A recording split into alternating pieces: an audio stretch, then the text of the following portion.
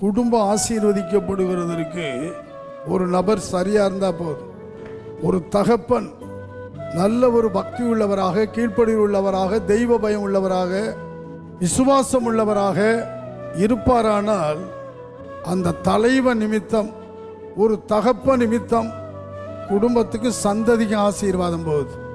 எத்தனையோ குடும்பத்தை சொல்லலாம், வேதத்தில் மாத்திரமல்ல, இன்றைக்கும் நம்ம நிமித்தம் நம்ம குடும்பத்துக்கு ஆசீர்வாதம், நம்ம நிமித்தம் நம்ம சந்ததிக்கு ஆசீர்வாதம். நீதிமானுடைய சந்ததியை ஆசீர்வதிக்கிறார்.